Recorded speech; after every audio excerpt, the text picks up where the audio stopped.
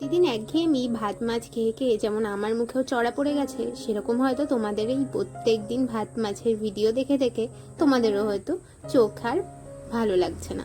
তো ভাবলাম আজকে একটু ছোট মুরগি মানে শিলে বাটা মুরগি দিয়ে আজকে একটু সুন্দর করে চিকেন কষা হয়ে যাক। তো গিয়েছিলাম পড়তে, বাড়ি এসে দেখি মা এত সুন্দর লাল লাল ঝাল ঝাল করে শিলে বাটা মুরগি রান্না করলো। এই যে এক অমৃত স্বাদ।